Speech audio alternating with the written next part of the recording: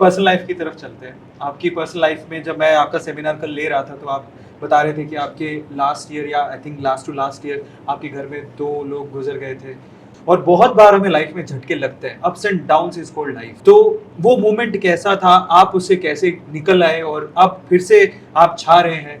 वो सब चीज़ों के बारे में ज़िक्र करना बहुत ज़रूरी है। प्लीज़ आप डिज़ास्टर था लाइफ का, जी। कोई दो राय नहीं है इसमें। और 23 अप्रैल को मुझे कोविड हुआ। मुझे क्या, हमारे पूरे परिवार को कोविड हो गया था। Me, my wife, my father, mother, chacha ji, चाची जी, उनकी दोनों बेटियां, माय एल्डर डॉटर, छोटी वाली बेटी को नहीं हुआ था। We all get infected. मेरी सिस्टर इन लॉ मेरे साथ रह रही थी on that time. She was working with Citi bank, तो उनको भी कोविड हो गया। She was 46-47 only. तो 23 अप्रैल को कोविड हुआ और 27 अप्रैल को अपने फादर को हमने हॉस्पिटलाइज किया because of the oxygen level था वो 72-75 तक चला गया था। 27 को उनको एडमिट किया और 2 मई को मैंने अपने सिस्टर इन लॉ को एडमिट किया। 3 मई को मैंने अपनी वाइफ को एडमिट किया। मतलब ऐसा होता था कि उस सेकेंड लॉकडाउन में, सब लॉकडाउन था, सायरन की आवाज़ें, एक एम्बुलेंस आती थी घर से, एक को लेके जाती थी। 2 दिन के बाद एक और एम्बुलेंस आती थी, वो दूसरे को लेके जाती थी।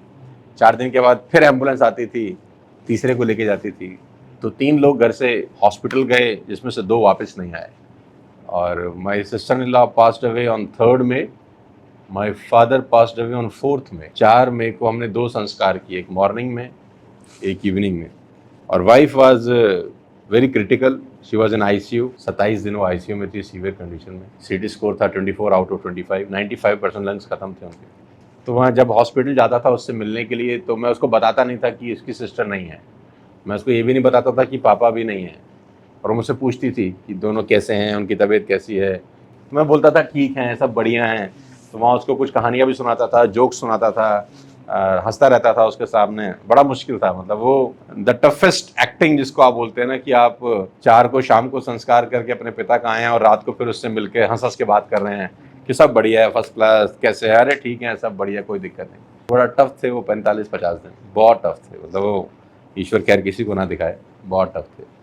तो बहुत सारे दोस्त थे जो आना चाहते थे हेल्प करने, लेकिन बेचारे नहीं आ पाए। क्यों? तो मुझे बोलते थे यार बहुत बुरा हुआ तेरे साथ, SMS आते थे कि हमने कभी सोचा नहीं था कि ऐसा भी हो जाएगा। तो मैं तब भी उनको यही बोलता था कि भगवान की मेरी पर बड़ी कृपा है। तो बोलते तू पागल आदमी है यार, ऐसे टाइम में तो लोग भगवान को बहुत वो करते हैं कि ऐसा तूने हमारे साथ क्यों किया। मैं बोलता हूँ भगवान की बहुत कृपा इसलिए कि मुझे जो भी देता है छप्पड़ फाड़ के देता है। खुशियाँ दी तो बहुत छप्पड़ फाड़ के दी, बहुत सुख दिए, पैसे दिए, फेम दिया, नेम दिया, जिसकी औकात मेरी थी ही नहीं। तो आज जब वो ऐसा कर रहा है तो मुझे शिकायत करने का कोई हक नहीं है। The show must go on.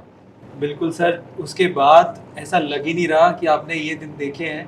इनके लाइव सेशन को लेने का एक अलग ही मज़ा है और वहाँ पे ऐसा लग ही नहीं रहा था कि इतनी ट्रेजेडी आपने 1 साल पहले देखी है सर। सैल्यूट है आपको। उस टाइम पे ऑब्वियसली आप एक्ट कर रहे थे अपनी वाइफ के लिए, अपनी फैमिली के लिए, बट अंदर से अपने आप को मजबूत रखना भी बहुत ज़्यादा ज़रूरी था। ऐसा इंसिडेंस है अरविंद कि मैं आपको बताऊंगा तो रोंगटे खड़े हो जाएंगे। हिंदू ट्रेडिशन में जब फादर चले जाते हैं तो आपको बाल जी। हटाने पड़ते हैं, राइट? वो एक ट्रेडिशन है, दुनिया फॉलो करती है। मैं वो भी नहीं कर पाया। क्यों नहीं कर पाया? क्योंकि अगर मैं बाल हटा के अपनी वाइफ के पास जाता तो वो समझ आती कि कुछ ना कुछ हुआ है। तो मैं लास्ट राइट में भी वो सब नहीं कर सका जो एज अ बेटा आदमी सोचता है कि चलो मुझे ये तो एक्चुअली उनके लिए करना चाहिए था, लेकिन मैं वो भी नहीं कर सका। कुछ चीज़ें ऐसी होती हैं ना जिस पे आपका कोई कंट्रोल ही नहीं है। जीवन मृत्यु, ये 2 चीज़ें हैं जिसमें आपका कोई कंट्रोल नहीं है, आप कुछ कर ही नहीं सकते। सोनू शर्मा तो बहुत लोगों के गुरु हैं, लेकिन सोनू शर्मा जी का गुरु कौन? मेरे गुरु मेरे पिताजी रहे हैं जीवन जिंदगी पर, लेकिन उन्होंने जो सिखाया मुझे पिछले 40-42 साल, और वो एक दिन का प्रोसेस नहीं है, डेली कुछ ना कुछ सीखने को मिल रहा है। अगर आपकी यूनिवर्सिटी आपके घर में ही हो, डेली आपको कोई लाइव क्लासेस मिल रही हैं, डेली कोई गीता ज्ञान की बात मिल रही है, डेली कुछ जानकारी में तो पेस्टिंग होती है धीरे धीरे धीरे धीरे आपके जहन के ऊपर। तो वो मेरे लिए सबसे, और इसका एहसास अब ज़्यादा होता है। सही बात है। तब तक जो चीज़ आपके पास रहती है उसकी एहसास नहीं होता, जब वो चीज़ आपसे छूट के उड़ जाती है तब उसका एहसास ज़्यादा होता है कि यार वाकई में क्या कुछ सीखा यार हमने।